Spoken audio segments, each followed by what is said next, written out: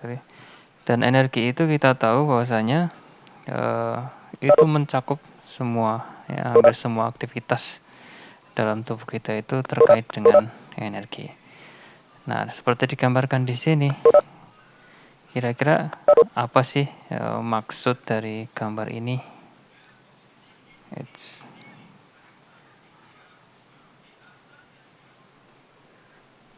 Ya, ini ada seekor hewan. Kemudian ada beberapa keterangan di sini.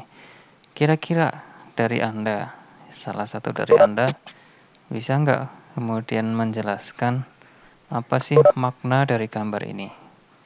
Monggo saya persilakan untuk speak up, untuk berbicara salah satu.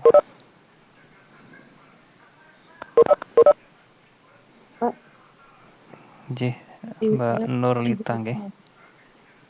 Iya. Nggih, baik, sudah dicatat. Kalau yang saya tangkap dari gambar ini, di sini adalah bagaimana proses penggunaan energi oleh hewan, di mana hewan itu dapat mendapatkan energi dari makanan yang ingesti kemudian nanti didigesti di dalam tubuh, itu berupa chemical energi. Kemudian energi yang telah digesti tersebut akan diabsorpsi di dalam tubuh, dapat digunakan untuk biosintesis. Biosintesis ini nanti akan terakumulasi hasilnya di dalam tubuh dan dapat digunakan untuk proses pertumbuhan juga, kemudian untuk maintenance tubuh juga, dan untuk kerja eksternal, dapat digunakan untuk kerja eksternal. Kemudian setelah dia diproses, hasilnya yang tidak waste-nya, yang tidak berguna lagi, itu dibuang sebagai fecal chemical energy. Kemudian dari hasil biosintesis tersebut, itu dapat diekspor menjadi organic matter, dan dari semua proses itu, dari biosintesis, maintenance, dan the generation of external work, itu apapun akan menghasilkan panas gitu. Karena terjadi setiap pekerjaan itu, kalau kita menggunakan energi itu, selalu akan ada panas yang terbentuk gitu sebagai inefisiensinya gitu. Nanti seluruh semuanya ini, semua pekerjaan itu baik chemical energi yang diekspor dalam bentuk organic matter maupun mechanical energi dari kerja eksternal maupun fecal chemical energi itu dapat dibuang sebagai panas, begitu Pak. Oke, terima kasih Mbak Nurlita atas paparannya. Dari sebuah gambar seperti yang disampaikan Mbak Nurlita tadi, itu ternyata memiliki jutaan atau ribuan makna ya. Jadi dengan satu gambar saja ternyata penjelasannya runtut ya, seperti Mbak Nurlita tadi. Mulai dari dia masuk, diabsorpsi, kemudian chemical energy tadi digunakan untuk apa saja, kemudian eksesnya apa, ya, produknya apa, sampai kemudian dikeluarkan. Inilah kekuatan dari gambar ya. Dengan gambar tersebut, ya kita bisa menjelaskan dengan kata-kata kita sendiri. Dan ini sangat bagus sekali bagi kita untuk menghindari misalkan ada plagiasi dan sebagainya. Ya, sangat sering kita jumpai ketika kita melihat literatur, ada uraian di sana, kadang-kadang kita tergoda untuk mengcopy, ya kan? Nah, supaya tidak tergoda untuk mengcopy, kita kadang-kadang cari gambar saja, kita jelaskan, gitu. Dan apa yang disampaikan Mbak Nurlita tadi sudah sangat tepat, uraian yang dijelaskan mengenai penggunaan energi dari seekor hewan. Secara umum, ya, artinya apa? Artinya tentu saja ada pengecualian. Oke, dalam dunia fisiologi juga seperti itu. Ya, ketika kita menjelaskan sesuatu, maka kemudian kita jelaskan secara umum. Tetapi nanti tentu saja ada pengecualian, hal-hal yang lebih khusus. Oke, kenapa kita jelaskan yang umum dulu supaya teman-teman tidak bingung ya. Baru nanti misalkan sudah advance, sudah maju, kita jelaskan yang lebih detail, yang lebih khusus, yang mungkin kadang-kadang berkebalikan dengan keumuman. Oke, terima kasih Mbak Nurita. Nah, energi ya dalam konteks bioenergetika pasti akan membahas mengenai energi. Nah, energi dalam konteks bioenergetika tentu saja yang kita maksud adalah energi yang itu gitu lah, bukan energi yang lain, misalkan energi nuklir, kemudian energi minyak bumi dan sebagainya. Ya, yang kita maksud di sini ya energi yang berasal dari molekul kaya energi yang diproses melalui reaksi biokimia atau metabolisme. Jadi yang kita maksud di situ. Nah, chemical energy atau energi kimia ya, dalam wujud ATP itu diperoleh dari bahan makanan kaya energi. Oke. Bentuk asalnya bisa beragam, tapi kita mengenal 3 makromolekul. Di sini ada karbohidrat, ada lipid, dan juga ada protein. Artinya ketika seekor hewan itu mengkonsumsi suatu makanan, maka kemudian ya 3 makromolekul tadi kalau bisa kemudian dicerna dan diserap, maka dia bisa menjadi sumber ATP. Kalau tidak bisa dicerna, ya tidak bisa menjadi sumber ATP. Kalau tidak bisa diserap, ya tidak bisa menjadi sumber ATP. Makanya tadi ada syaratnya tadi. Yang kedua, bentuk penyimpanan cadangannya atau bentuk penyimpanan sumber energinya. Itu bisa beragam juga. Ya, ada yang dalam wujud glikogen, ada yang dalam bentuk lemak, dan ada yang kemudian dalam bentuk protein. Jadi setelah diserap tadi, ya, kemudian pastikan ada ekses atau kelebihan. Tidak semuanya kemudian bisa digunakan saat itu juga.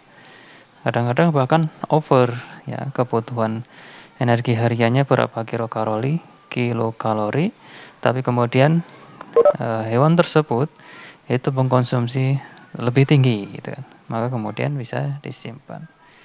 Kecuali memang ya kondisi starvasi ketika sumber makanan sangat sedikit, nah itu beda ceritanya. Apalagi pada manusia di zaman modern ini, ya ketika sumber makanan melimpah dan kaya akan kalori, makanan banyak mengandung gula, ya, lemak dan sebagainya. Dan di mana di situ adalah sumber energi yang sangat besar. Sehingga ketika dia mengkonsumsi ya, dan itu terlalu berlebihan, ya ini kemudian disimpan dalam bentuk glikogen, lemak ataupun protein. Glikogen sudah tahu ya, gula otot. Yang itu adalah suatu polimer yang berisi ratusan glukosa. Yang dia disimpan di dalam otot ataupun di hati. Dan cukup terbatas. Yang dalam tanda kutip tidak terbatas, dalam tanda kutip ya tidak terbatas, artinya tidak dibatasi oleh ruang, itu adalah lemak. Ya. Jadi ketika seseorang mengkonsumsi sumber makanan ya, atau makanan ya konsumsi dan ternyata berlebihan dari kebutuhan hariannya, maka dia kalau disimpan dalam bentuk glikogen poolnya sudah penuh, maka dia cari pool yang lebih longgar, ya itu adalah lemak. Ya, kemudian jaringan adiposanya ya dia berkembang di berbagai tempat. Ya. Kalau pada laki-laki biasanya lemak visceral di bagian perut. Ya. Pasti Anda temukan teman Anda laki-laki gitu kan. Badannya kurus tetapi perutnya menggembung gitu kan. Itu adalah lemak visceral. Dan itu jarang ditemukan pada wanita. Pada wanita itu ini bukan bias gender ya ataupun offense, tidak, ini secara saintifik. Pada wanita itu lemaknya tersebar ya di bawah itu lengan, kemudian di paha itu ya, di pinggang ya, lebih tersebar daripada laki-laki. Karena pada wanita banyak terdapat hormon estrogen yang berperan dalam distribusi lemak tadi. Tapi bukan berarti pada laki-laki tidak, ya pada laki-laki kalau memang dia obes yang udah besar ya sudah dia semuanya membesar. Tetapi pada kita temukan sehari-hari itu laki-laki ya kurus tapi perutnya mengembung. Banyak kita temukan. Seperti itu. Mengapa tubuh kita menyimpan cadangan energi dalam bentuk lemak? Ya ini saya sampaikan tadi ya. Ya karena dia dalam tanda kutip tidak terbatas. Ya, kalau misalkan perut misalkan ternyata sudah penuh, tidak, dia akan melebar, maju, menggembung dan sebagainya. Jadi ruang penyimpanannya itu lebih longgar ya, lebih fleksibel. Nah, macam-macam energi ya dalam konteks biologi ini, energi yang digunakan untuk beraktivitas atau bergerak kita sebut dengan energi kinetik. Kemudian energi potensial, energi yang tersimpan di dalam suatu ikatan kimia atau energi cadangan. Ya. Misalkan kita mengenal ATP, adenosin trifosfat. Ya, ketika ada adenosin trifosfat kan ada 3 fosfat. Nah, ketika kita melepaskan satu fosfat ya, inorganik ya, jadi ATP nanti menjadi ADP dan fosfat inorganik, maka terlepasnya ikatan fosfat yang nomor 3 tadi, kita akan merilis suatu energi yang kita gunakan. Nah, itu disebut dengan energi potensial. Jadi ada potensi di sana, yang kemudian ketika itu potensi digunakan, itu menjadi suatu energi. Kita juga mengenal namanya energi coupling atau coupling energi, yaitu terjadi ketika energi yang dihasilkan oleh suatu reaksi atau sistem itu digunakan untuk menggerakkan reaksi atau sistem yang lain. Contohnya seperti ini. Ya, di sini ada gambar tebing yang A yang sebelah kiri, ada batu diturunkan dari atas ke bawah, udah turun gitu kan. Kemudian saya kasih pointer dulu. Yang A, batu dari tebing dari atas ke bawah, berarti ada energi potensial di sini. Ketika dia turun menjadi energi kinetik. Tapi pada kondisi coupling, ya itu sedikit berbeda. Artinya apa? Energi potensial kemudian berubah menjadi energi kinetik itu digunakan untuk melakukan aktivitas yang lain. Misalkan dia memutar turbin ini atau katrol ini atau tuas, kemudian dia ternyata terkait dengan sebuah katrol, suatu sistem yang akan menggerakkan ember air ini dari bawah ke atas. Oke, jadi dia mengubah energi potensial menjadi energi kinetik, kembali lagi menjadi energi potensial. Dan ini banyak terjadi di dalam tubuh kita ya, atau di hewan ataupun di tumbuhan. Jadi terjadi perubahan bentuk energi. Ya, saling terkait antara energi wujud yang satu dengan wujud yang lain. Dia mungkin dalam tanda kutip ya diubah untuk kemudian bisa disimpan ya menjadi wujud yang lainnya. Kalau pada tumbuhan nah kita mengenal itu ya, energi matahari berupa foton, kemudian foton tadi ya atau energi tadi diubah ya menjadi energi kimia ya dalam atau melalui proses fotosintesis diubah ya menjadi misalkan sukrosa atau glukosa, di mana perubahan menjadi energi kimia tadi nanti kemudian disimpan atau digunakan untuk aktivitas yang lainnya. Itu disebut dengan coupling energi. Baik. Nah, berkaitan dengan bioenergetika dan energi tadi tentu saja ya ada proses-proses dalam tubuh kita yang kemudian menghasilkan ataupun menggunakan energi. Nah, kita sebut dengan metabolisme, ya, yaitu seluruh aktivitas biokimia yang terjadi dalam tubuh makhluk hidup yang biasanya memerlukan suatu katalisator yang biasanya berupa enzim. Ya, mengapa dan apa katalisatornya? Itu di biokimia sudah ada. Ya, dia menurunkan energi aktivasi dan sebagainya. Nah, metabolisme kita mengenal ada 2 jenis, anabolik dan katabolik atau sering disebut dengan anabolisme dan katabolisme.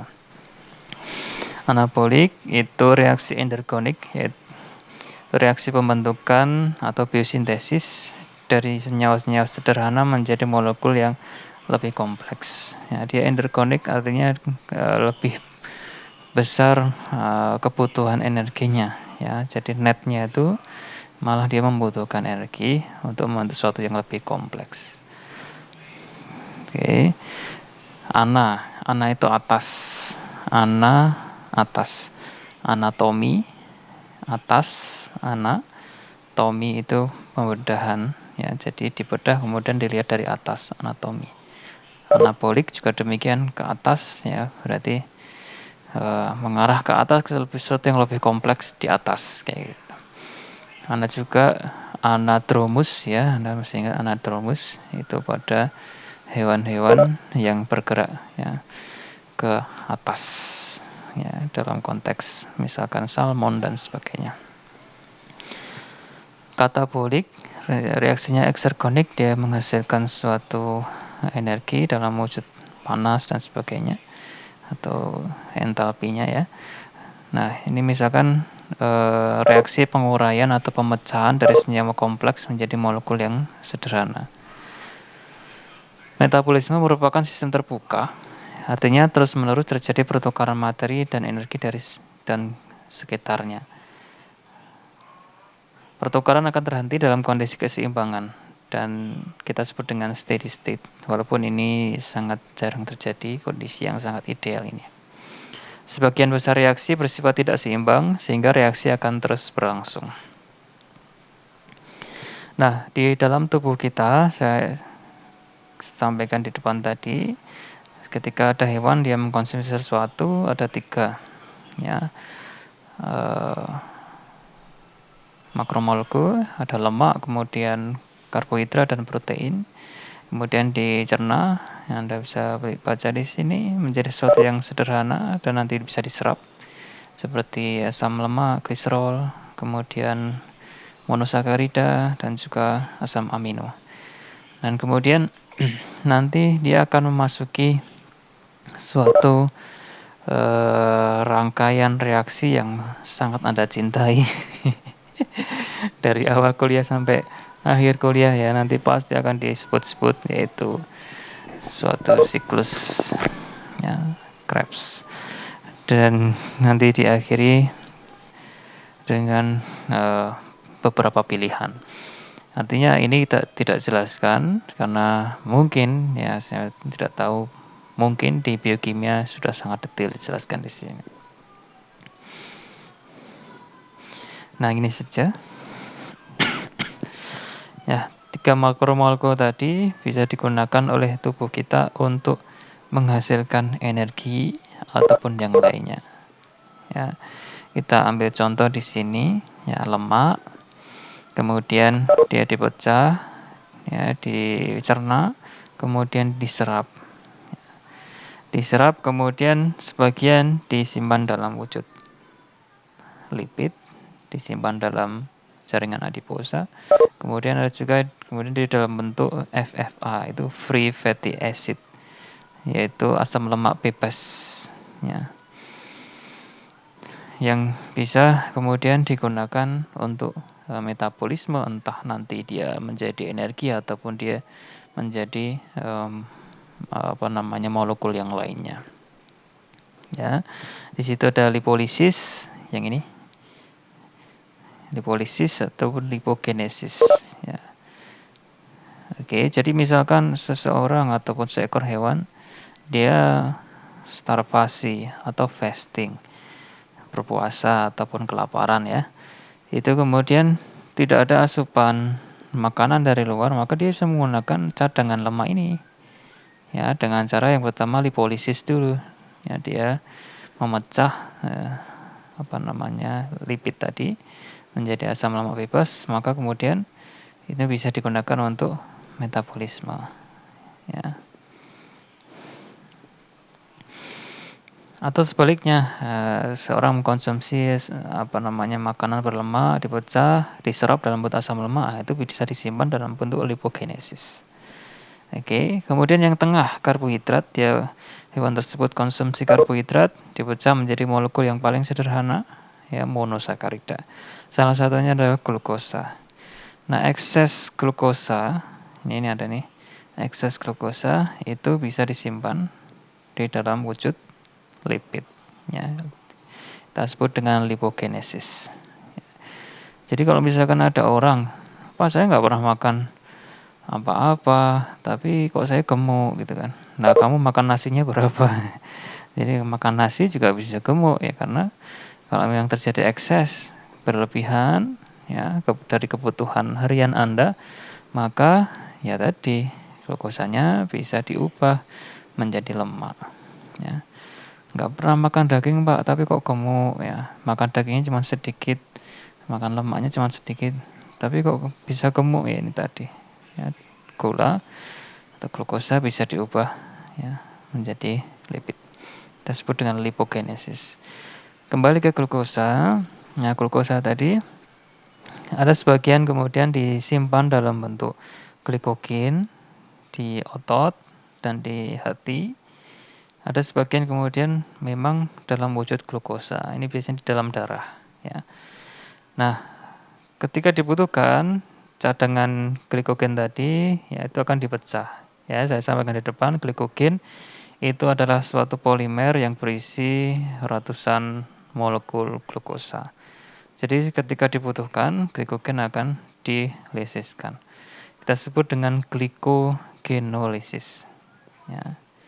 Dan sebaliknya, kalau misalkan di dalam darah itu berlebihan glukosanya, ada yang kemudian tadi ada lipogenesis, jadi lemak, tapi ada juga yang kemudian nanti diubah menjadi glikogen, namanya glikogenesis. Ya, ada beberapa istilah ya di sini. Oke, nah glukosa tadi ini juga ada tanda panah ke bawah, ya, digunakan untuk metabolisme. Kemudian yang paling kanan ada protein. Ya, protein tentu saja dipecah dulu menjadi molekul yang paling sederhana atau monomernya, yaitu asam amino. Nah, asam amino ya nanti sebagian tetap menjadi asam amino digunakan untuk metabolisme ya. Walaupun ini cuma strip-strip, jadi sedikit banget ya untuk penghasilan energinya. Tapi kemudian ya ada yang kemudian asam amino tadi digunakan untuk struktur dan fungsi ya, dia sebagai protein. Ya, artinya digunakan sebagai protein tubuh. Ya, untuk sintesis enzim, untuk macam-macam ya. Kita tahu banyak protein. Membentukkan otot, membentukkan hemoglobin, yang ini itu ya banyak banget ya. Dan juga yang struktural pun juga seperti itu ya. Gitu. Tapi kembali lagi kalau misalkan tubuh kemudian kekurangan asupan energi, maka mungkin saja ya protein tubuh itu dipecah. Kita sebut di sini protein breakdown ya, dipecah, dileskan menjadi asam amino. Ya, asam amino nanti ya, bisa langsung kemudian diubah menjadi energi atau kemudian dia mengalami sesuatu yang kita sebut dengan gluconeogenesis. Ya, yaitu sering kita sebutkan sebagai pembentukan glukosa dari senyawa non karbohidrat. Oke, jadi sebenarnya ini juga ke sini juga bisa ya. Ya. Mana tadi? Asam amino kemudian bisa diubah menjadi glukosa. Kemudian digunakan untuk energi. Tetapi ini tadi strip-strip ini minimal contribution. Artinya apa? Pengubahan protein menjadi energi itu sangat diminimalkan oleh tubuh kita. Jadi tubuh kita ataupun tubuh hewan itu pada umumnya itu menggunakan pool energi dengan urutan tertentu ya. Yang pertama memang karbohidrat dulu, baru kemudian lemak, baru kemudian protein. Oke. Kecuali dalam kasus-kasus khusus ya, kasus-kasus khusus di mana di situ ada ketidaknormalan. Saya berikan contoh, misalkan seseorang mengalami diabetes mellitus, entah tipe 1 atau tipe 2. Nah, orang yang mengalami diabetes mellitus ya, dia tidak mampu untuk memasukkan glukosa ya ke dalam sel. Maka kan sel kan kelaparan, nggak dapat energi, nggak dapat sumber energi. Maka dia mencari-cari sumber energi yang lain ya. Maka dia gunakanlah lemak. Tetapi ini juga simalakama, ya, pemecahan lemak di dalam tubuh dalam skala besar itu akan menghasilkan namanya badan keto. Badan keto itu menghasilkan suasana yang sedikit asam di dalam darah. Ya, suasana sedikit asam di dalam darah kita sebut dengan ketoasidosis. Dan ini kalau terus-terusan terjadi bisa berbahaya bagi tubuh. Ya. Oke.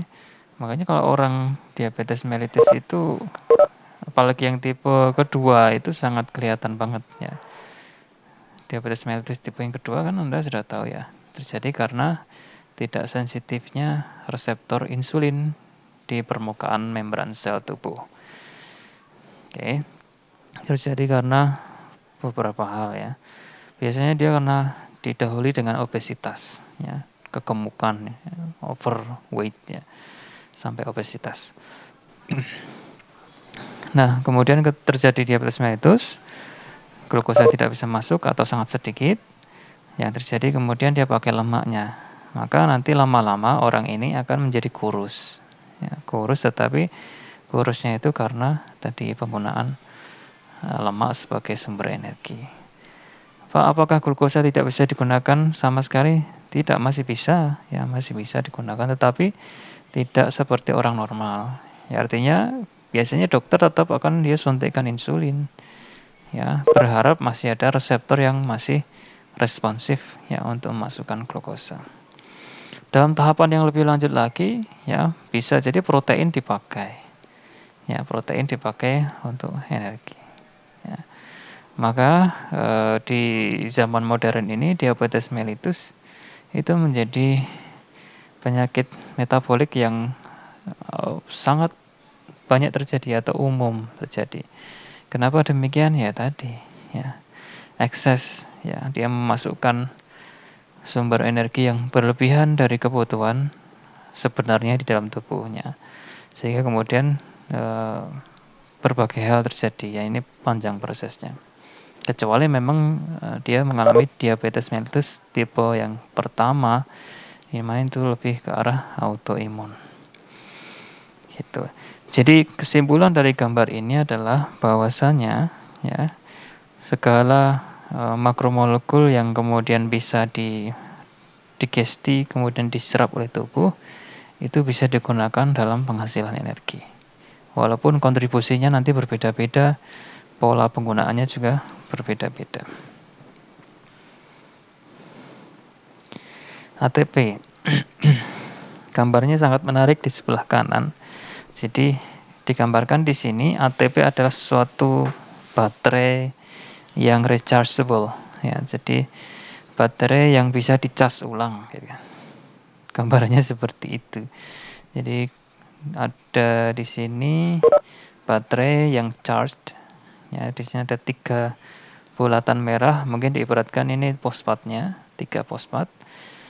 Ketika ikatannya dilepas, maka dia menjadi uncharged. Ya, tinggal 2 fosfatnya, yang satu fosfat inorganiknya terlepas. Nah, ini berarti bisa dicas lagi. Cas laginya gimana? Ya, dengan memasukkan sumber energi ya, baru ke dalam tubuh ataupun menggunakan cadangan energi. Ya, kalau memasukkan berarti dia harus makan lagi. Makanya orang ini yang di bawah dia mengatakan time for a recharge. Artinya ini saatnya ngecas ulang ATP. Ya ADP. Kalau 2 kan ADP ya. Melalui katabolisme bahan makanan, ya apa ini? Oh ini tahapannya ya. Polimer, karbohidrat, lipid, protein, monomer yang tadi kita sebutkan, scrap, fosforasi oksidatif, transport elektron dan sebagainya. ATP merupakan sumber energi utama yang siap pakai. Fosforilasi yaitu pemecahan ikatan ATP terjadi di dalam sel. Kemudian sebentar. Enzim ATPase melemahkan dan memutuskan fosfat, terakhir melepaskan energi dan fosfat inorganik bebas. Nah, jadi ini dalam tahap penghasilan energi melalui pemecahan ikatan fosfat. Organisme menggunakan enzim untuk memecah molekul kaya energi untuk melepaskan energi potensialnya yang kemudian tersimpan dalam bentuk ATP. Kemudian selain ATP ada juga AMP. Kalau AMP ini sensor energi dan regulator metabolisme.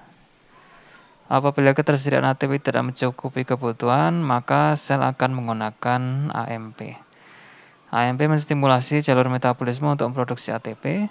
Aktivitas allosterik secara langsung enzim-enzim yang berperan dalam jalur metabolisme tersebut dan mediasi efek regulasi oleh enzim AMP activated protein kinase. Ya.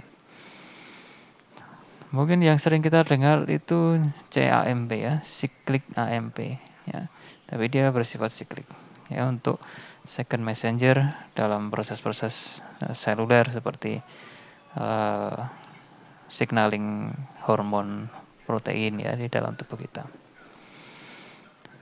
Regenerasi ATP ya melibatkan enzim adenylyl kinase penting untuk menjaga ketersediaan gugus B. Substrat untuk sintesis ATP adalah ADP dengan enzim ATP sintase di mitokondria atau AMP. Oke, nanti Anda bisa baca sendiri. Kemudian sumber ATP atau sumber energi yang ada di dalam tubuh kita, ya kita mengenal fosfokreatin atau boleh katakan kreatin fosfat.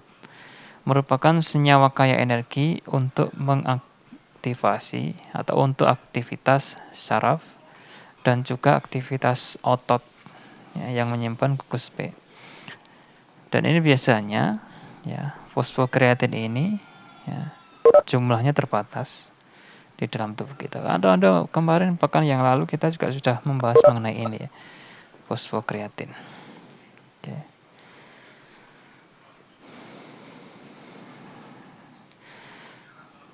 Kok langsung ini sebentar. Ya, ada yang kelewat tuh ya, pada hilang ya. Oke. Nah, fosfokreatin ini biasanya digunakan ketika kondisi-kondisi yang mendadak dan tiba-tiba. Kenapa demikian? Karena pelepasan energinya itu sangat cepat ya.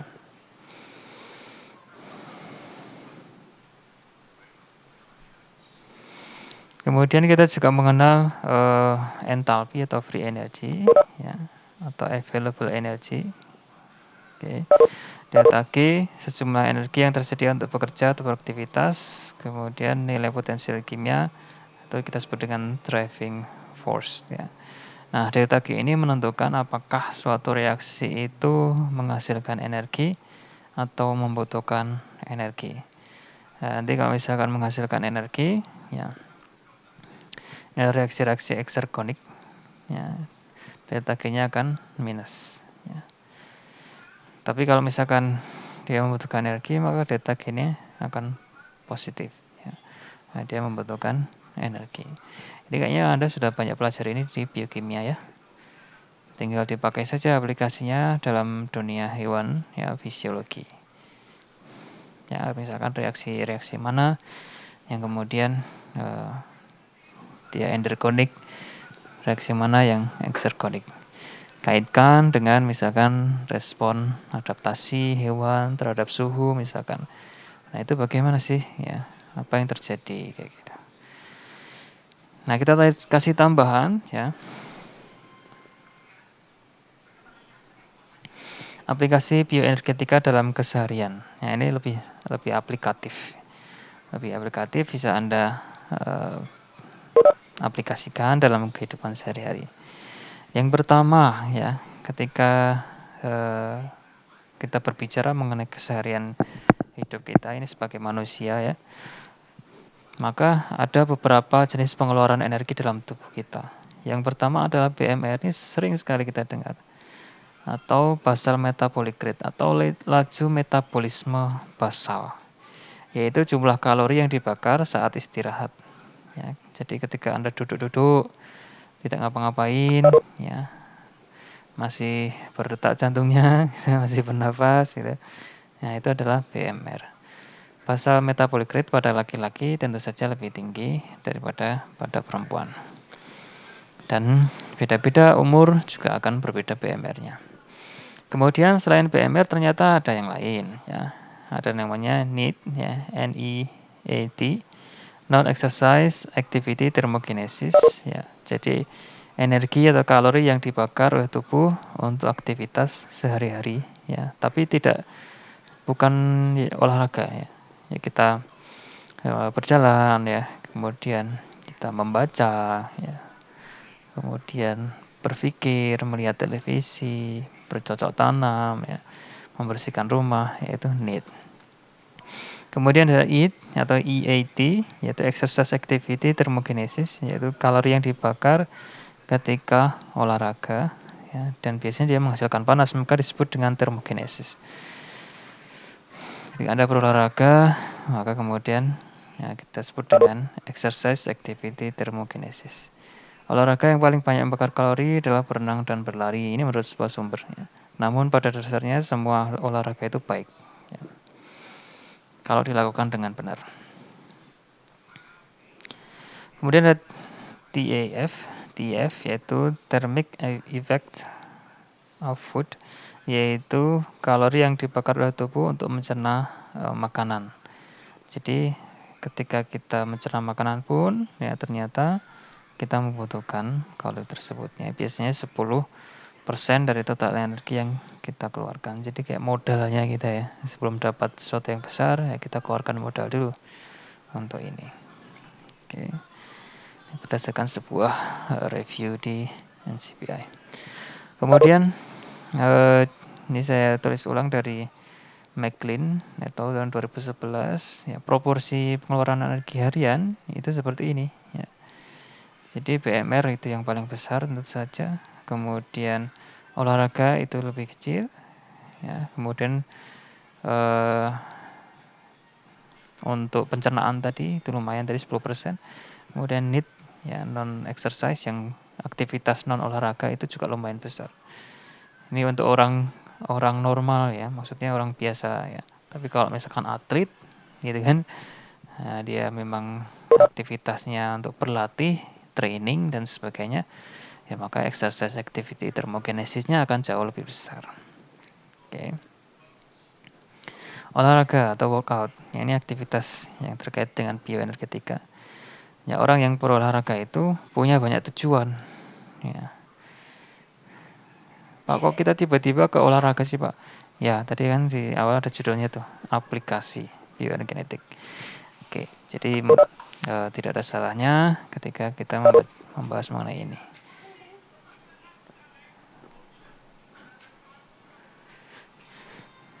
Ada tujuan-tujuan tertentu ya ketika orang itu berolahraga ya untuk mengurangi berat badan, meningkatkan berat badan, membentuk tubuh, membentuk otot, kebugaran, ya kemudian kesegaran, fleksibilitas dan sebagainya. Jadi olahraga itu banyak tujuannya. Kemudian macam olahraga juga banyak sesuai dengan tujuan berolahraga tersebut. Apakah kemudian kardio ya untuk meningkatkan kesehatan jantung ya, untuk kebugaran Anda, atau kemudian weight lifting ya, angkat beban, angkat berat ya untuk membentuk otot atau untuk kebugaran juga bisa ya. Dan ini masing-masing punya strateginya sendiri-sendiri dan sebaiknya Anda punya semacam personal trainer ya kalau misalkan Anda pengen tujuan tertentu dalam olahraga tersebut ya. Cuma dalam kegiatan olahraga apapun Anda harus tetap mengontrol detak jantung Anda, jangan sampai melebihi maksimal yang diperbolehkan ya. Ada salah satu caranya adalah dengan mengurangi 220 dikurangi dengan umur Anda. Ya, 220 dikurangi umur, misalkan umurnya 20 ya berarti 200 ya detak per menit. Itu sudah maksimal. Jangan sampai 200 ya. Kurang dari itu saja ya. Maksimal 170 180 ya. Olahraga Prosedurnya mulai dari pemanasan, peregangan, latihan inti, dan pendinginan. Nah, ini terkait dengan sistem otot yang kita kemarin ya, ketika pemanasan dan peregangan, itu sebenarnya mempersiapkan pembuluh darah dan suplai oksigen itu mencukupi ke area otot, ya, sehingga tidak terjadi kemudian kekurangan suplai oksigen ataupun nutrien. Ya. Kalau terjadi kekurangan, maka akan terjadi spasme, kemudian diakhiri dengan kram. Ya. Oke. Timing, kapan waktu yang tepat untuk berolahraga, berapa lama waktu untuk berolahraga, ini juga terkait dengan tujuan dan kebutuhan Anda dalam berolahraga. Ya. Nanti kita akan lihat ya secara bioenergetik ya. Ketika seseorang itu berolahraga, ya, dia tujuannya untuk apa, maka kemudian disesuaikan dengan itu. Ya. Dan sumber energi mana yang akan dia pakai. Saya tidak punya waktu untuk berolahraga. Sebaiknya luangkan waktu untuk berolahraga, apalagi dalam kondisi pandemi seperti ini. Kemudian keseharian yang terkait dengan bioenergetik itu adalah pola makan. Ya. Semua bahan makanan diperlukan karena memiliki fungsi sendiri-sendiri. Ya, jangan menghindari nutrisi apapun, ganti bahan makanan dengan bahan makanan yang lebih baik. Porsi makanan itu secara normal Anda bisa menggunakan rumus telapak tangan ataupun rumus plate, rumus piring. Ya. Kalau rumus telapak tangan itu biasanya seperti ini ya. Untuk protein itu setelapakan tangan, kemudian sayuran itu segenggaman tangan, kemudian karbohidrat itu setangkupan tangan, kemudian lemak itu cukup 1 ibu jari. Ya. Ini salah satu strategi. Ya walaupun tidak semuanya sepakat dengan ini.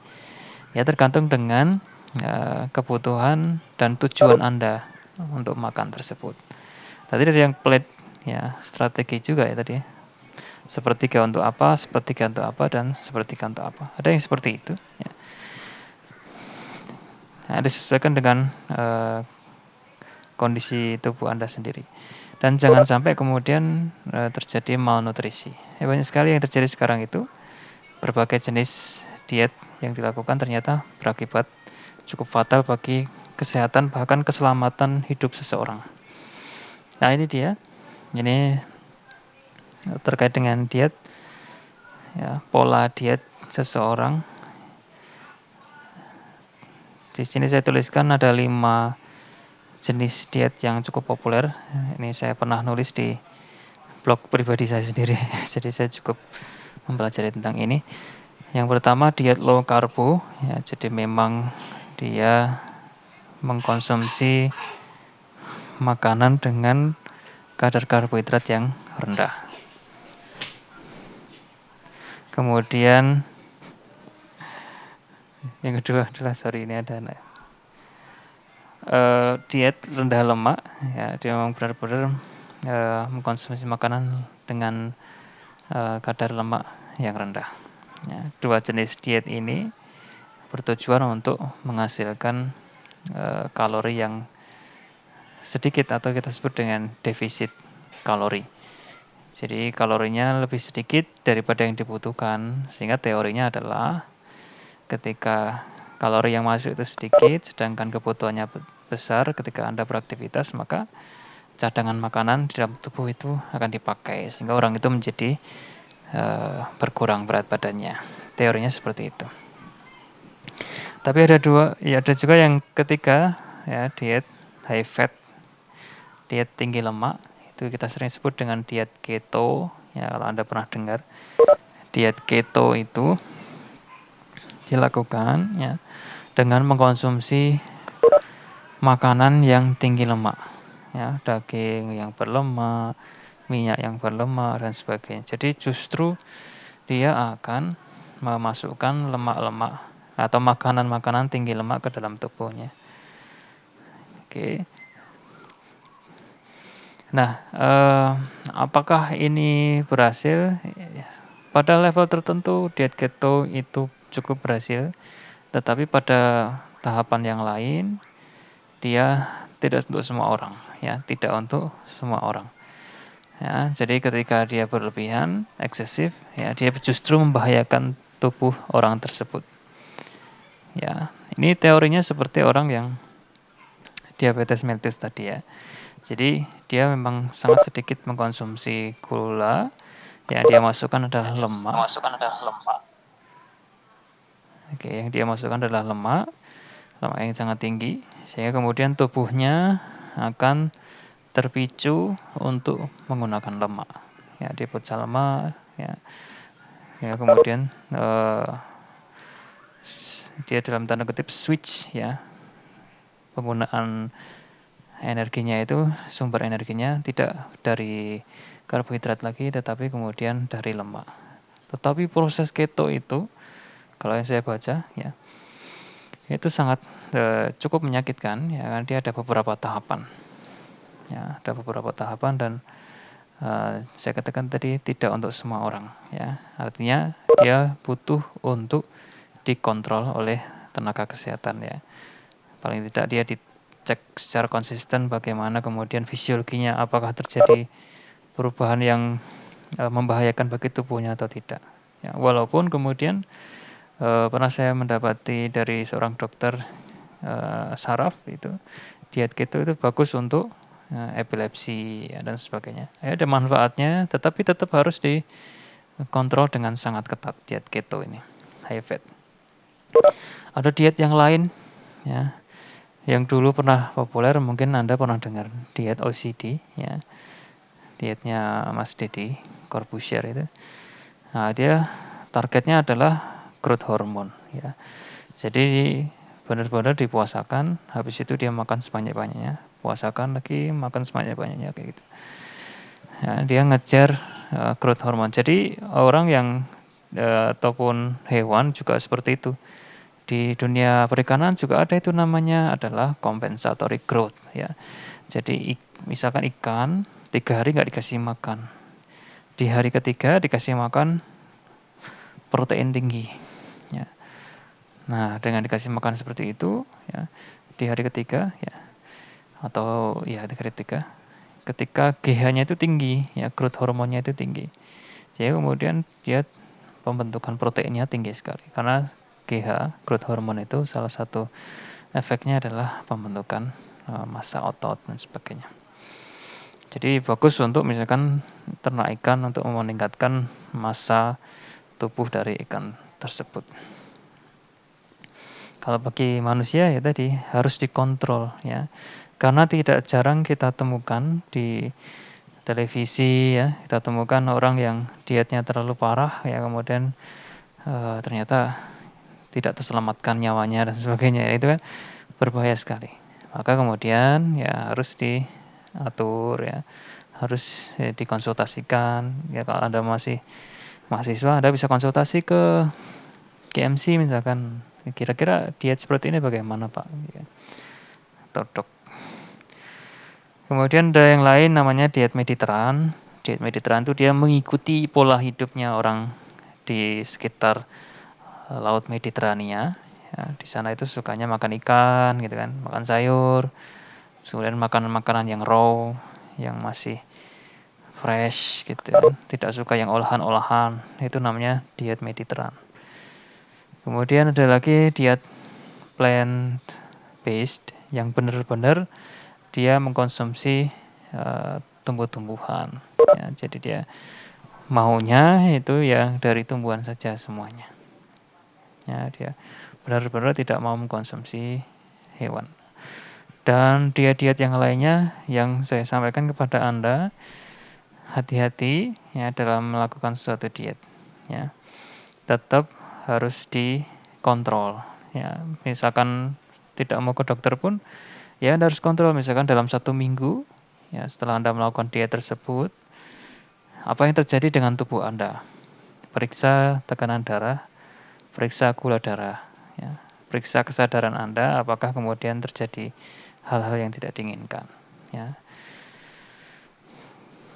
Gitu. Jadi perlu dipertimbangkan. Kemudian di sini ada lagi starvasi. Starvasi itu kelaparan. Starvasi ada juga fasting. Kalau fasting itu puasa. Bedanya apa? Sama-sama lapar. Ya, bedanya adalah yang satu disengaja, yang satu tidak. Ya. Yang starvasi itu misalkan memang hewan ataupun manusia tidak memiliki pilihan makanan, ya, atau tidak memiliki sumber makanan yang melimpah, hanya sedikit gitu kan. Ya, maka dia mengalami starvasi. Kalau fasting itu disengaja, jadi benar-benar misalkan kita berpuasa berapa jam gitu kan, benar-benar berpuasa.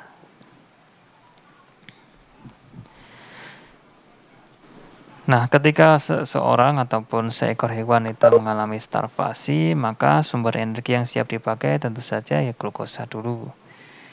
Kemudian cadangan energi lain yang digunakan. Ya. Kemudian ada aktivitas hormonal di sini yang berperan, yaitu insulin, glukagon, kemudian epinefrin, kortisol, dan sebagainya. Ya, kayaknya ini ada sudah kaitkan ketika membahas mengenai sistem endokrin. Oke. Nah, ini terkait dengan olahraga tadi, ada fase istirahat. Jadi setelah olahraga pastikan Anda istirahat. Ya. Ini lebih ke fisiolog olahraga ya, sepertinya Bu Laksmindra. Nggak apa-apa ya. Jadi setelah Anda berolahraga, pastikan Anda beristirahat dengan full ya, dengan baik untuk pertumbuhan dan perkembangan otot Anda ataupun recovery ketika terjadi cedera dan sebagainya. Ada suatu istilah otot tidak tumbuh di gym tetapi saat beristirahat. Jadi di gym itu ya tempat untuk men-challenge otot. Ya. Tapi kalau cuma nge-gym tapi tidak istirahat, tidak makanan yang baik ya kemudian ototnya tidak berkembang. Nah, ini pada orang yang target olahraganya tadi adalah untuk meningkatkan massa otot. Tidur malam mengistirahatkan fisik dan psikis selama 6-8 jam. Tidur berkualitas ya. Saat tidur terjadi proses-proses ini ya. Sebaiknya tidak tidur dalam keadaan perut kosong ya. Karena terjadi proses katabolisme. Suplementasi asupan nutrien yang tidak seimbang, tidak mencukupi, itu kemudian akan berpengaruh terhadap kesehatan tubuh kita. Dan ini juga nanti berkurang terhadap bioenergetika dari tubuh kita. Ya. Misalkan seseorang mengalami kekurangan suatu vitamin, ya, ternyata vitamin tersebut merupakan kofaktor suatu enzim, dan maka kemudian metabolisme menjadi terganggu. Ya. Kemudian suplementasi atau penambahan suatu suplemen dalam tubuh itu membantu metabolisme tubuh kita dalam fungsi reparasi, maintaining, ya, meningkatkan stamina dan sebagainya. Macam-macam suplementasi seperti vitamin, mineral, hormon, dan senyawa yang lainnya. Tetapi yang perlu diingat, hati-hati menggunakan suplemen ya. Betapa banyak ya kejadian penggunaan suplemen itu abuse ya, atau misuse ya. Jadi memang dia disalahgunakan atau dia memang nggak tahu itu penyalahgunaan. Ya, misalkan penyalahgunaan secara sengaja dia menyuntikkan steroid anabolik karena pengen ototnya segera berkembang. Ya. Banyak itu yang cheat, yang mencurang seperti itu.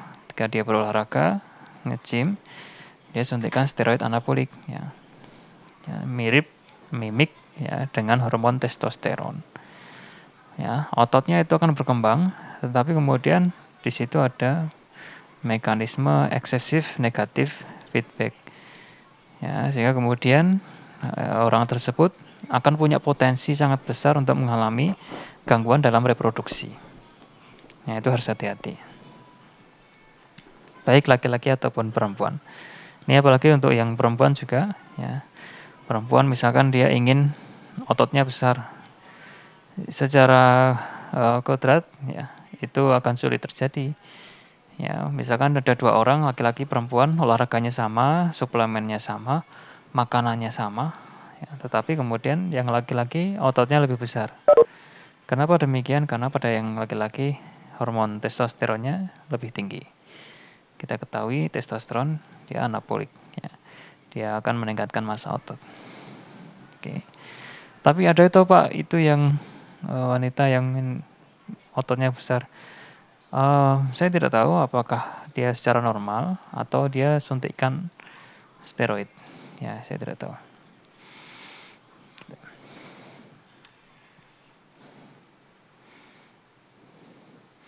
Nah, ini dia bioenergetikanya. Dalam kegiatan olahraga ada 3 sistem penyedia ATP untuk kerja fisik, aktivitas otot, yaitu sistem fosfokreatin atau kita sebut dengan fosfagen, sistem glikolisis baik aerobik maupun anaerobik, dan sistem oksidatif, yaitu adalah bersifat aerobik. Penggunaan sistem energi ditentukan oleh intensitas dan durasi dari latihan.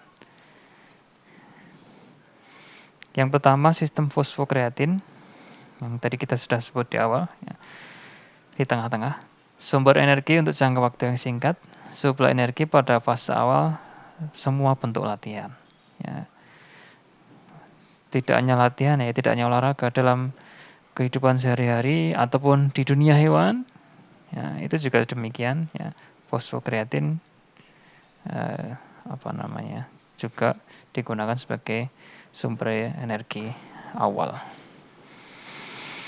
Kemudian sistem glikolisis, ya, sumber energi berasal dari pemecahan karbohidrat, ya, glikolisis yang cepat itu aerobik, kemudian anaerobik, jadi dia kondisi aerobik ataupun anaerobik tetap bisa jalan. Ya.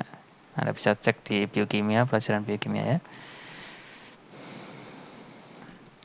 Bedanya adalah ketika kondisi aerobik nanti ya piruvat nanti menjadi asetil koenzim A, ya, masuk ke dalam siklus Krebs misalkan. Tapi dalam kondisi anaerobik ya dia switch, ya. Dia tidak kemudian menjadi asetil koenzim A masuk ke dalam siklus Krebs, ya, tetapi kemudian ya, dia akan menjadi asam laktat, ya, elektronnya itu. Akseptornya.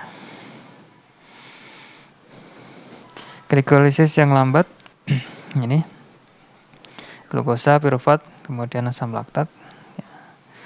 Kemudian sistem oksidatif, ya, oksidasi aerobik karbohidrat, lipid, protein via siklus Krebs, ya, dan sistem transport elektronnya Anda sudah tahu.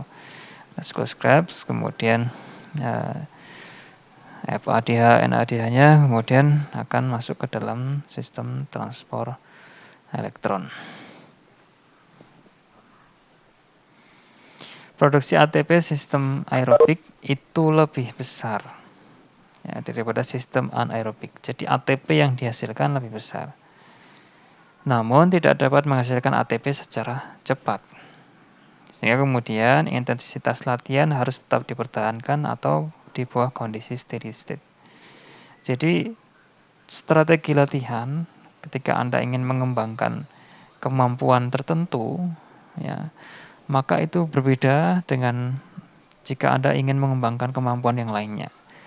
Misalkan, ya, memang Anda menginginkan ketahanan dalam berlari, maka akan berbeda dengan latihan ketika Anda menginginkan suatu refleks yang cepat. Gampangannya seperti ini, latihan seorang kiper dengan latihan seorang gelandang, dengan latihan seorang striker dalam sepak bola, itu akan berbeda. Ya, akan berbeda. Seorang kiper tentu saja dia butuh sesuatu yang refleks yang cepat, tetapi tidak terus-menerus, ya, hanya terkadang saja serangan itu datang, serangan dari musuh. Ya. Seorang gelandang dia butuh sesuatu yang bisa endurance karena dia harus berlari sepanjang pertandingan. Bahkan ketika saya melihat analisis dari pertandingan sepak bola, dalam 1 kali bermain, ya, mereka bisa berlari sampai berapa kilometer ya setiap orangnya. Kemudian striker juga berbeda ya, ataupun winger ya di samping itu juga butuh sesuatu yang cepat ya, bagaimana dia bisa berlari dengan kencang secara tiba-tiba. Nah itu kemudian latihannya akan berbeda-beda. Dan sistem yang digunakan, ya, sistem penghasilan energi yang digunakan akan berbeda-beda. Nah, ini ada sebuah tabel ya, dari energi sistem yang kita sebutkan di awal tadi. Fosfokreatin system itu 0 sampai 10 detik ya, cepat. Kemudian glikolisis yaitu 30 sampai 20 menit sampai 2 menit. Kemudian oxidative system itu 3 menit sampai rest ya, berarti sampai seterusnya. Gambarannya ada di mana ya, kok nggak di sini? Ini harusnya di depan tadi ya. Oke, seorang sprinter ya, pelari cepat 100 meter, maka dia membutuhkan sistem fosfagen. Karena aktivitasnya hanya kurang dari 10 detik ya misalnya. Berapa ya Usain Bolt itu rekornya ya. Kurang dari 10 detik dia berlari untuk menempuh 100 meter. Habis itu sudah ya. Bahkan ada yang exhausted, dia capean. Kemudian sistem glikogen ya, itu sampai 2 menit tadi di tabel tadi juga. Nah, itu juga dia tidak bertahan lama, tetapi butuh yang cepat ya. Nah, yang terakhir seorang pelari maraton ya, entah itu half marathon yang 21 km ataupun yang full marathon 42 km gitu kan. Nah, itu kemudian dia butuh sistem yang endurance-nya lebih lama. Mungkin larinya tidak terlalu cepat, tetapi 42 kilo itu bukan jarak yang singkat ya. Nah, saya aja lari misalkan berapa kilo ya, 2 kilo, 3 kilo aja udah wah berat gitu ya. Memang butuh latihan ya, memang butuh latihan untuk bisa mencapai itu. Ikut 5K atau 10K, posing maraton, wah jauh ya pemikirannya. Gitu. Nah, ini adalah sebuah grafik sebelah kanan, laju energi production atau penghasilan energi dari seorang manusia ya. Yang warna orange itu adalah ATP store ya. Jadi cadangannya memang turun ya. Tapi kemudian disuplai oleh sistem yang lain, yaitu nih fosfokreatin yang pertama kali tadi gitu kan. Kemudian lactic acid yang glikolisis. Kemudian yang ketiga yang aerobic system. Jadi bukan berarti pertama ini saja tidak, tetapi yang lain juga berlangsung, tetapi memang lebih lama ya. Sehingga yang paling cepat adalah yang fosfokreatin. Ketika aktivitas itu dijalankan terus lagi, kemudian glikolisis. Ketika aktivitas tadi diteruskan lagi sampai nggak tahu sampai kapan gitu kan, maka sistem aerobik yang akan berjalan. Sesuaikan kebutuhan energi dengan tujuan olahraga atau tujuan aktivitas. Apakah meningkatkan stamina, ataukah membakar lemak, membangun otot, maka sumber energi yang digunakan itu akan berbeda. Oke. Nah, ini nanti Anda bisa baca sendiri. Ini laju konsumsi oksigen ya. Kebutuhan tubuh untuk mengambil dan menggunakan oksigen untuk produksi energi. Konsumsi oksigen maksimum atau VO max, kayaknya kita telah bahas ini ya. Dapat untuk mengukur ketahanan sistem kardiorespirasi. Energi yang pertama kali digunakan selama periode anaerobik ya. Jadi karena defisit oksigen. Setelah latihan, defisit oksigen akan dikembalikan secara aerobik ya. Latihan ketika suplai oksigen sama dengan kebutuhan oksigen atau disebut dengan kondisi steady state. Ya.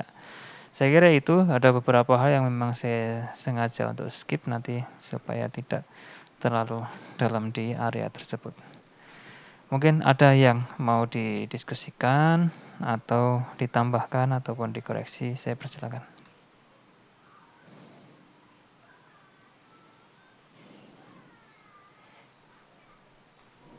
Permisi Pak, saya izin bertanya. Oke, Mbak Nashwa.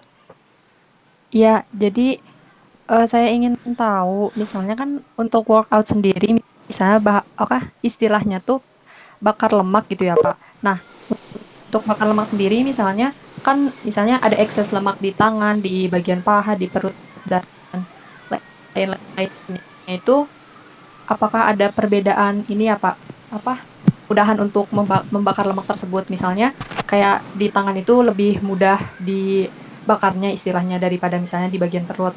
Apakah itu misal terkait dengan struktur penyimpanan lemak di beberapa daerah tubuh? Apakah ada perbedaan? Dibakarnya itu ada yang susah, ada yang lebih mudah gitu. Terima kasih Pak. Baik, terima kasih Mbak Nashwa atas pertanyaannya. Ya, jadi sebenarnya secara teoritis itu semua bisa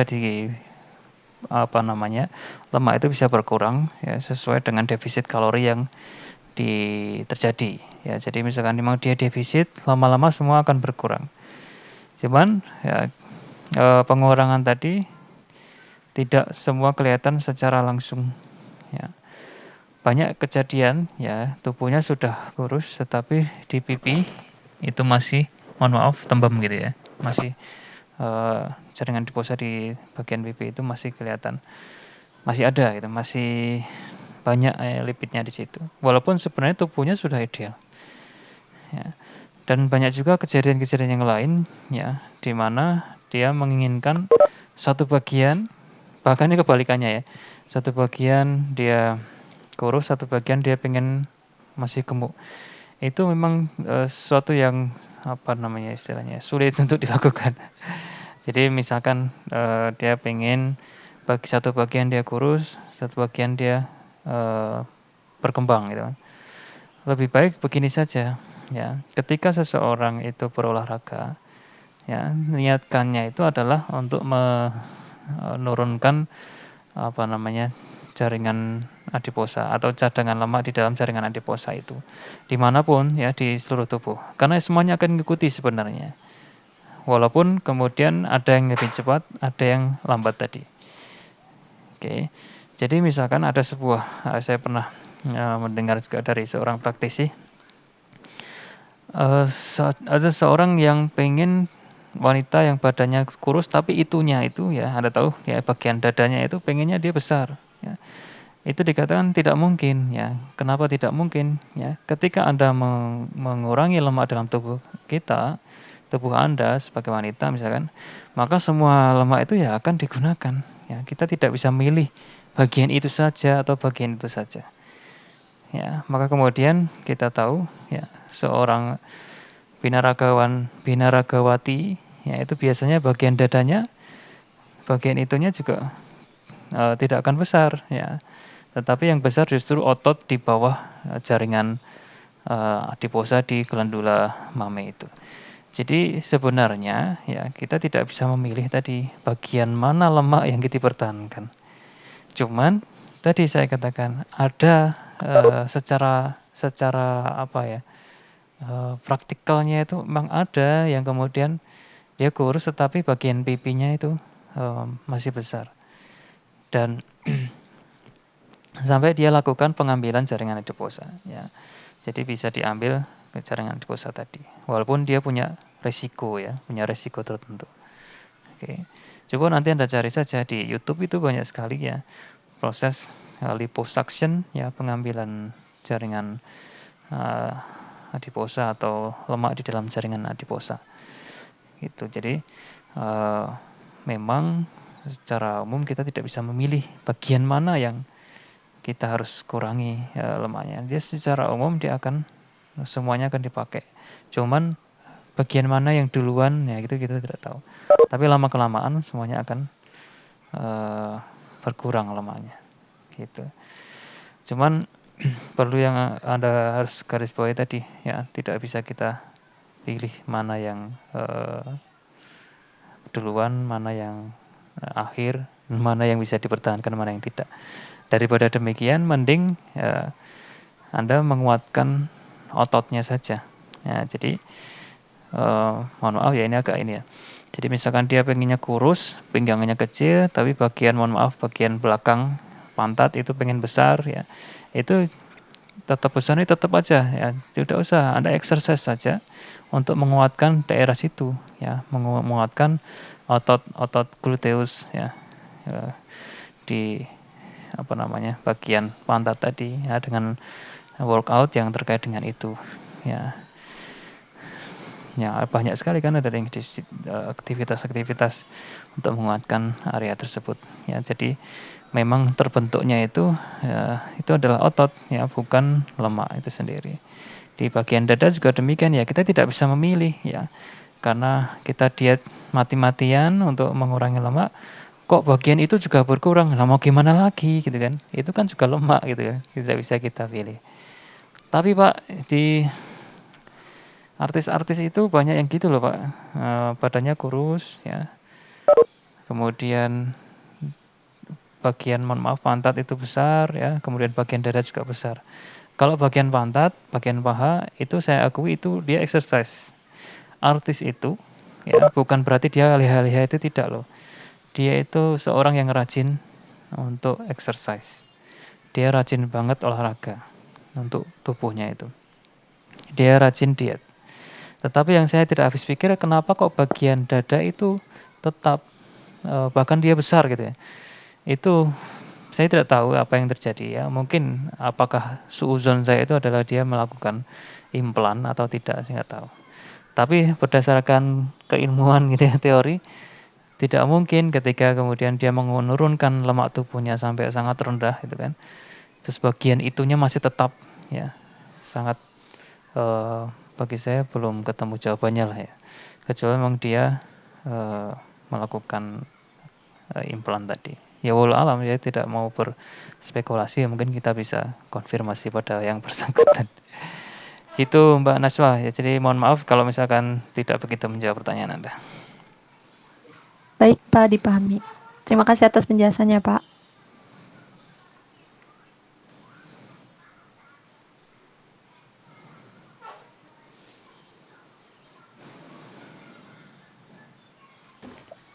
Permisi Pak Yudo, saya izin bertanya. Oke.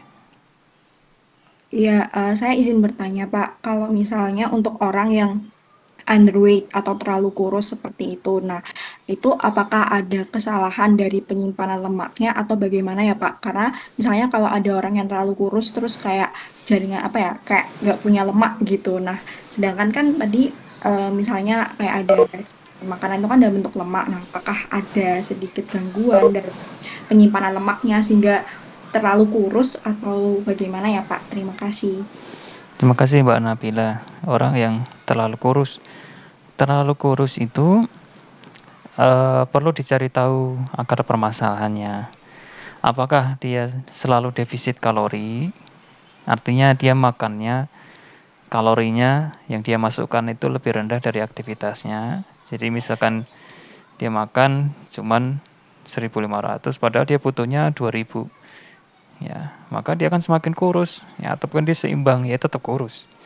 Atau ada faktor yang lain ya. Misalkan stres. Ya, ketika dia stres ya, kemudian kortisolnya naik ya, maka kemudian ya tadi dia akan tetap kurus. Yang ketiga, kita perlu lihat bagaimana pencernaannya dia itu. Ya, apakah ada gangguan dalam proses pencernaannya, dalam absorpsi nutriennya, apakah ada masalah atau gangguan.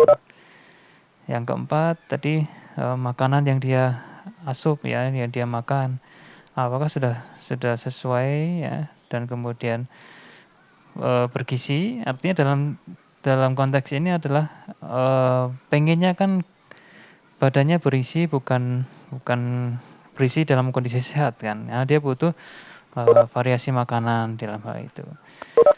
Kemudian bisa juga dilihat apakah kemudian dia punya hal-hal yang lainnya, ada sindrom-sindrom metabolik yang lain. Jadi terkait dengan berat badan itu memang perlu dikaji berbagai aspek. Ya, artinya benar-benar apakah dia itu secara normal bisa, atau dia ada hal yang lain gitu. Misalnya ada, katakan dia masih normal ya, tidak ada kondisi patologis apapun gitu ya. Tapi Pak, saya itu makan, habis itu banyak, tetapi tidak gemuk-gemuk. Ya, kenapa ya gitu. Nah itu Anda perlu hitung dalam satu hari, itu Anda itu berapa masukkan tuh, berapa kalori. Kemudian aktivitas Anda itu apa. Ya. Tapi kalau misalkan aktivitasnya lebih tinggi daripada kalori yang masuk, ya sudah sama saja. Loh, saya makannya banyak lah, aktivitas Anda lebih banyak berarti. Ya. Mungkin ya Anda seorang yang misalkan, Pak tapi saya itu nggak kemana-mana, di rumah aja. Yang namanya otak kita itu adalah organ yang sangat rakus dengan glukosa dan oksigen. Ya, jadi kita membaca, berpikir keras apalagi gitu ya, dalam satu hari gitu ya, itu membutuhkan energi yang banyak.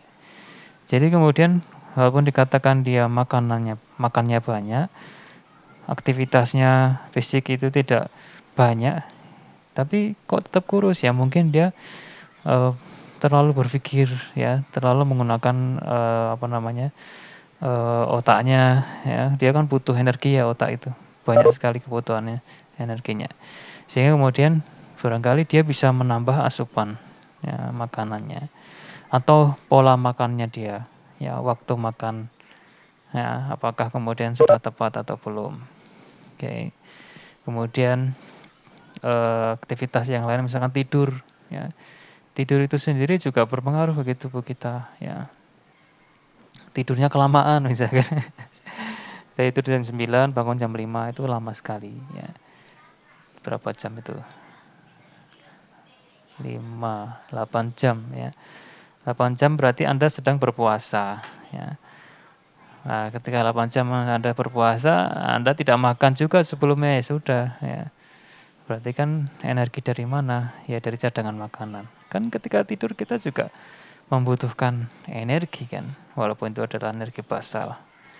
Oke, jadi orang yang underweight ya, itu perlu dilihat tadi beberapa faktor ya. Kira-kira mana yang kemudian menjadi penyebab dia underweight. Dan sebaiknya Anda punya catatan ya ketika Anda melakukan trial ya. Misalkan saya ingin ini dicatat selama 1 minggu itu berapa perubahan beratnya. Kalau tidak ada perubahan berarti ada sesuatu yang perlu ditingkatkan. Ya, begitu juga sebaliknya ketika ingin mengurangi berat badan. Oke, jadi kalau misalkan pengen mengurangi berat badan ya dicatat dalam 1 minggu ada perubahan enggak? Ya ada perubahan, itu berarti kegiatan program Anda itu berhasil. Nah itu perlu dilanjutkan kayak gitu terus. Dan tidak bisa instan.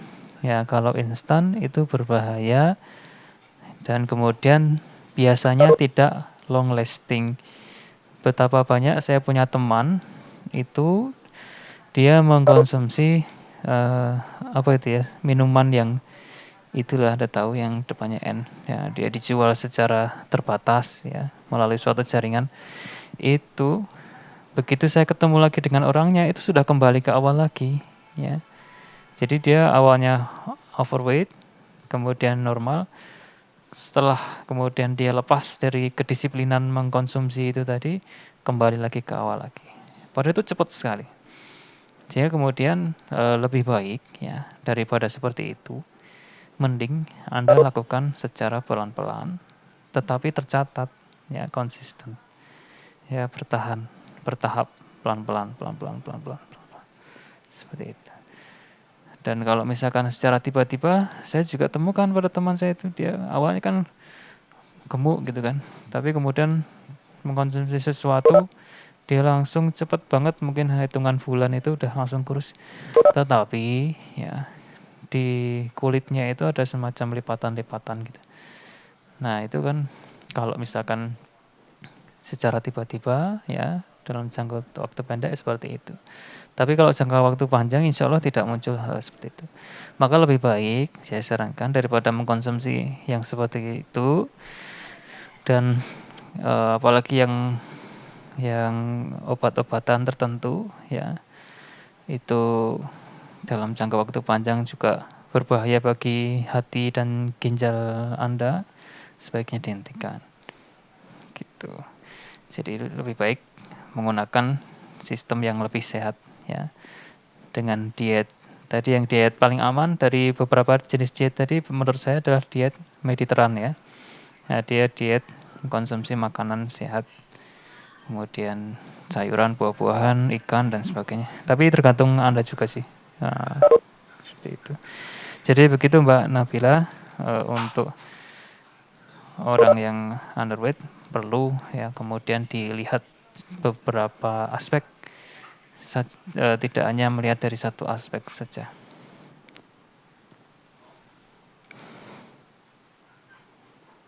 Baik Pak, terima kasih banyak. Sama-sama. Permisi Pak, saya yang bertanya. Monggo Mbak Konita.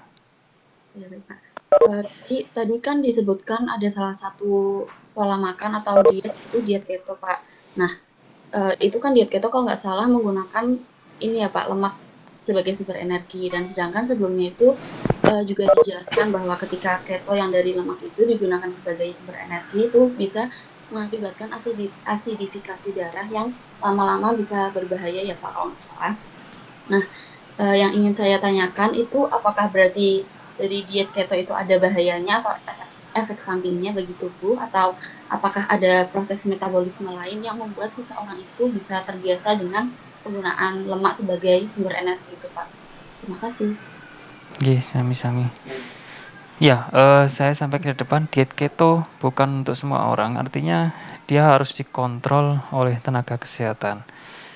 Ya, artinya adalah betul sekali tadi ya ketika seseorang hanya menggantungkan pada asupan lemak jenuh. Jadi dia benar-benar konsumsinya itu ngono kae lah. Ngeri banget makanannya isinya daging, kemudian yang berlemak-lemak gitu kan. Dan sama sekali sedikit sekali dia mengkonsumsi glukosa. Kenapa dia tidak mau konsumsi karbohidrat? Karena apa? Takutnya nanti yang dipakai glukosanya bukan lemaknya. Oke. Nah, karena yang dipakai lemaknya betul juga tadi akan memicu ketoasidosis tadi. Ya. Makanya perlu yang namanya adalah pendampingan dalam melaksanakan diet keto ini. Ya, jadi tidak bisa sembarangan dilakukan untuk diet keto ini. Nah, diet keto ini ada 3 tahapan ya kalau tidak salah ya. Saya lupa. Saya cari di tulisan saya dulu ya. Sebentar.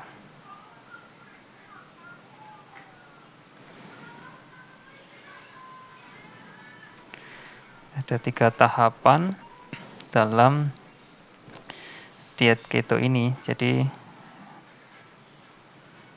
cukup menyakitkan sih kalau untuk pelaksanaannya.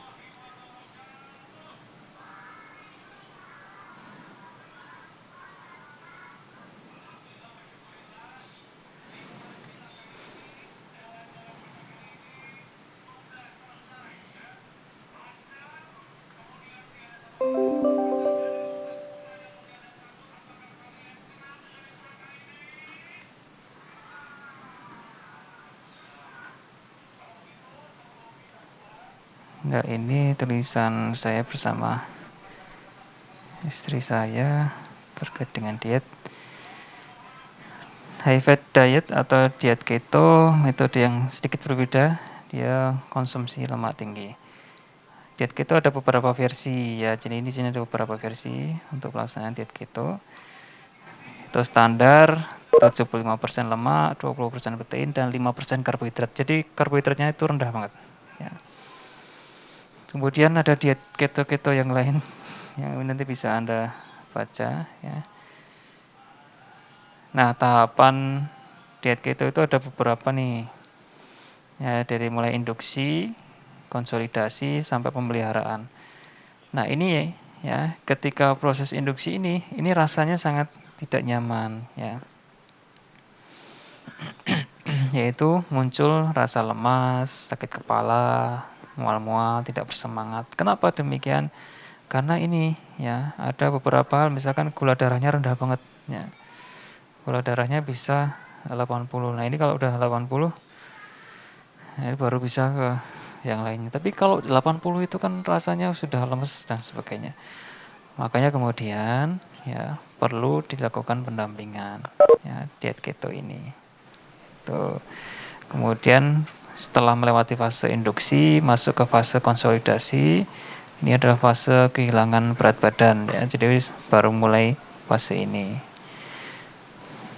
Oke, jadi ketika gula darahnya sudah 80 rendah ya. Nah, ini fase kemudian benar-benar apa namanya?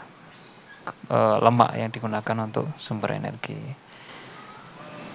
Oke. Ada kerugiannya kok saya tulis apa enggak ya lupa saya. Oh, ini. Namun, diet keto juga dianggap memiliki resiko tinggi karena mengkonsumsi lemak lebih dari 5% dalam jangka panjang dapat punya resiko penyakit jantung, wasir, ya, dan juga tadi asidosis tadi. Jadi, Mbak Konita, apa namanya diet keto ini perlu dilakukan pengawasan. Jadi dia bisa, ya, maksudnya bisa dilakukan, tetapi perlu dilakukan pengawasan dan kontrol yang ketat, ya, supaya tidak terjadi ekses atau akibat yang lainnya.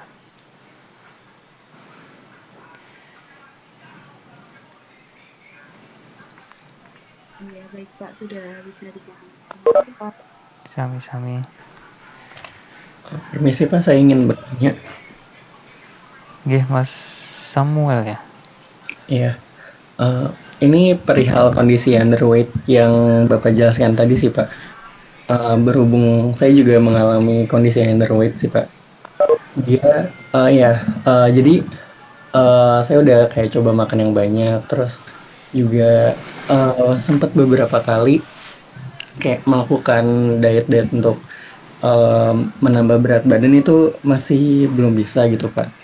Nah, ini juga apa yang kayak dua orang tua, ayah ibu juga bisa dibilang normal kurus seperti itu sih Pak. Eh, Gimana ya, kondisi saya juga ini kan kayak saya nggak sakit, eh, nggak mengalami kayak penyakit yang parah atau serius yang kira-kira dapat berhubungan dengan underweight seperti itu. Terus eh akhirnya pas saya baca-baca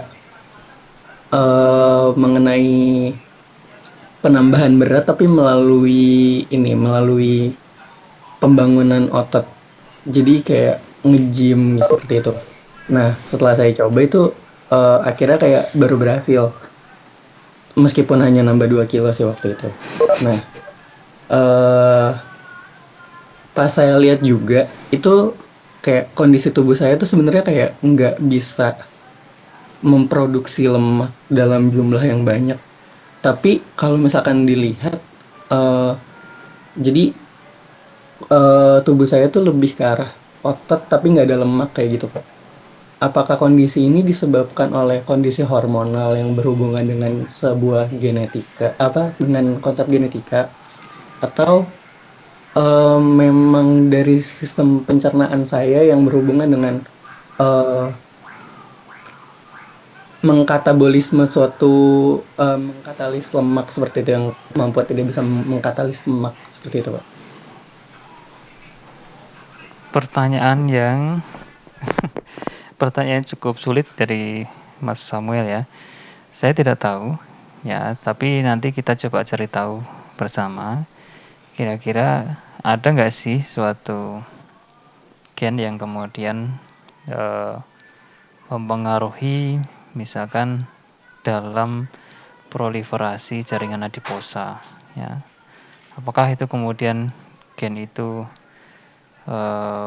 bersifat apa, misalkan dominan atau resesif, atau dia muncul ketika apa. Nanti coba kita cari tahu ya Mas Samuel, saya takutnya salah ya. Nanti kita coba jawab di classroom. Seperti Mbak Nata ya, kemarin juga ada pertanyaan mengenai kram otot polos ya. Saya sedikit revisi jawaban saya di classroom ya.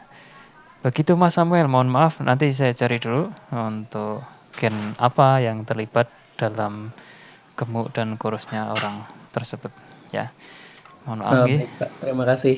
Oh Sip. ini Pak, sama saya juga sebenarnya ada pertanyaan. Jadi kayak dari dulu tuh kayak ibu saya sering bilang kayak misalkan nanti juga kamu udah tua juga nanti nambah berat badannya kayak gitu.